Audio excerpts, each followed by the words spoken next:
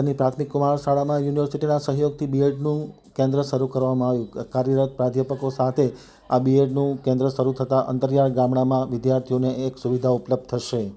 હવે રાપર આમતક ન્યૂઝ બ્યુરોમાંથી કુંભાભાઈ ચાવડાનો એક વિસ્તૃત અહેવાલ। કચ્છ યુનિવર્સિટી દ્વારા કચ્છના અંતરિયાળ વિસ્તારમાં કે જ્યાં ઉચ્ચ શિક્ષણની કોઈ સુવિધા નથી એવા વિસ્તારોમાં જ્યાંથી ખાસ દીકરીઓને ઉચ્ચ શિક્ષણ મેળવવામાં આવવા જવાની તકલીફ પડતી હોય એવા રાપર તાલુકાના આડેસર ગામમાં યુનિવર્સિટી દ્વારા એક્સટેન્શન સેન્ટર શરૂ કરવામાં આવેલ છે। એક્સટેન્શન સેન્ટરમાં વિદ્યાર્થીઓની સગવડતાને ધ્યાને રાખી આ વર્ષથી જ બીએનો અભ્યાસક્રમ શરૂ કરવામાં આવ્યો છે। ખાસ કરીને નવા કુલપતિ ડૉક્ટર મોહનના સીધા પ્રયાસ અને નેતૃત્વ હેઠળ આ નવી સુવિધા ખાસ કરીને અંતરિયાળ વિસ્તારના ગામડાઓમાં શરૂ કરવામાં આવ્યો છે। બીએડનો અભ્યાસક્રમ શરૂ થતાની સાથે કાર્યરત પ્રાધ્યાપક તરીકે ભાવેશ પરમાર, કલ્પનાબેન પરમાર, રીનાબેન મઢવી ફરજ ઉપર હાજર થયા છે। ભગવતસિંહ ચોક પ્રાથમિક કુમાર શાળા આડેસર ખાતે આ બીએડનું કેન્દ્ર યુનિવર્સિટીના સહયોગથી શરૂ કરવામાં આવ્યું છે। સર હાઈસ્કૂલ 1988થી આ સ્કૂલની સ્થાપના થઈ ત્યારથી 9 અને 10 ધોરણની અહીંયા વ્યવસ્થા હતી। એના પછી આપણે ગાંધીનગર સુધી ઉચ્ચ કક્ષાએ રજૂઆત કરતાં ક્રમિક વર્ગ વધારો એટલે 11 અને 12નો વર્ગ વધારો થતાં અત્યારે આપણે ધોરણ 12 સુધીનો અભ્યાસ આપણી પોતાની શાળામાં વિદ્યાર્થીઓ કરી શકે એના માટે સરકારનું પણ મન બહુ મોટું છે। એના માટે આપણને તાત્કાલિક મંજૂરી પણ મળી ગઈ અને રહી વાત 11-12ની જ્યારે ખૂટતી કડી નવી બિલ્ડિંગ બનાવવા માટે પણ સરકારે મંજૂરી આપી દીધી છે। જ્યાં જ્યાં જરૂર પડી ત્યાં આપણે આ શાળાને ઉપયોગી થવાની અમારી પણ ભાવના છે, ગામની પણ ભાવના છે। ગામના ઘણા બધા યુવાનો આ શાળા માટે ખૂબ રસ લઈ રહ્યા છે। જ્યારે અમે હાથ લંબાયો કે અહીંયા કાંઈક ખૂટે છે તો એ વખતે દાતાઓએ પોતાનાથી યોગ્ય રીતે યથાશક્તિ દાન આપીને આ શાળાનું શિક્ષણ ખાંડે ગયેલું હતું અને 100% રિઝલ્ટ માટે શિક્ષકો જે રીતે પ્રયત્નો કરતા હતા, શિક્ષકોની મહેનત જબરજસ્ત હતી। એની સાથે આપણે કડી બનીને દાતાઓ અને યુવાનો બધાએ સાથે મળીને આ શાળાનું રિઝલ્ટ પણ સુધાર્યું છે અને વિદ્યાર્થીઓ કેમ શાળાની અંદર વધે એના માટે આપણે એક વાલીને પણ ફોન કર્યા છે, તમારા દીકરા દીકરીને અહીંયા મૂકો, શા માટે નથી મૂકતા? એટલે આ શાળા માટે જે કંઈ ખૂટતું હોય એ કરવા માટે ગામના આગેવાનો યુવાનો ખૂબ તત્પર છે। તો એની સાથે અમે પણ એટલા જ તત્પર છીએ કે શાળામાં કાંઈ ઘટવું ના જોઈએ।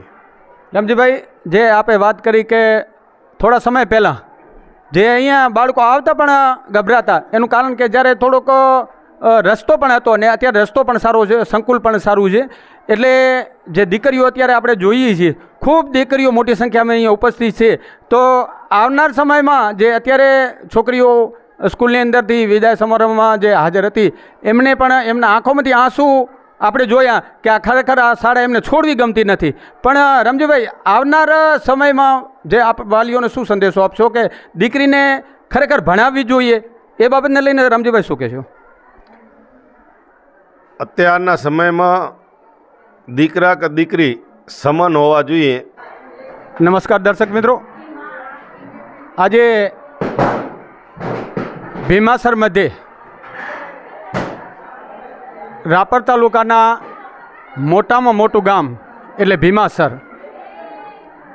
આજે ભીમાસર ગામે હાઈસ્કૂલમાં ધોરણ 10 અને 12ના વિદ્યાર્થીઓનો ભવ્યથી ભવ્ય આપણે જોઈ શકીએ છીએ વિદાય સમારોહ હતો।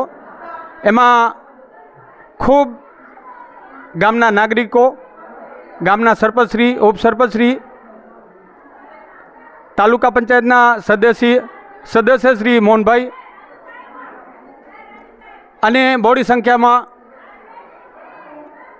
વાલીઓ ઉપસ્થિત રહ્યા। જેમાં અત્યારે સારામાં સારી જેની ગણના થાય એવી આ ભીમાસરની હાઈસ્કૂલ છે।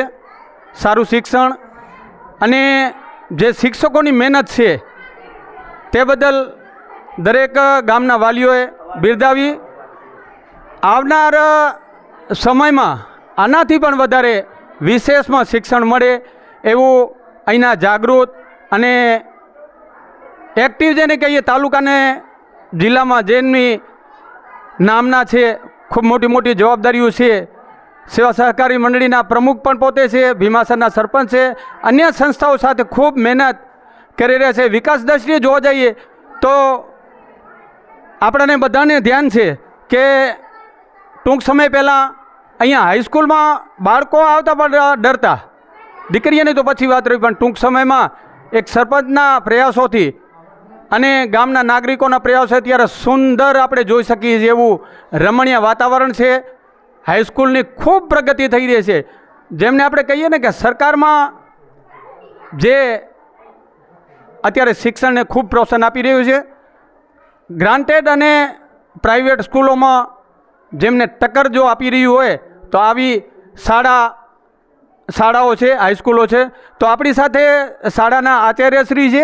સાહેબ, પહેલાં તો હું આપને એ પૂછું કે આજે જે બાળકોમાં આપણે જોયું કે બાળકો એક જેને કહીએ ને કે ખુશીનો દિવસ અને એક ગમનો દિવસ, ઘણા બાળકોને મુખેથી આપણે સાંભળ્યું કે ખરેખર આ શાળાઓમાં એટલું અમને શીખવા મળ્યું છે અને આવનારા દિવસોમાં આ બાળકો ક્યાં સુધી પ્રગતિ કરે અને આગળ વધી અને જે આ ગામડાઓમાંથી ખરેખર જે સંસ્કારો અને શિક્ષણ લઈને જતા હોય છે. સાહેબ, આ બાબતને લઈને શું કહેશો આપ?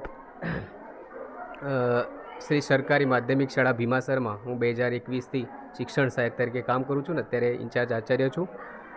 શરૂઆતમાં હું આવ્યો ત્યારે છોકરીઓની સંખ્યા બહુ ઓછી હતી અને એટલું બધું રસ બી ન લેતા ભણવામાં, ડ્રોપ આઉટ રેશિયો પણ ઘણો હતો.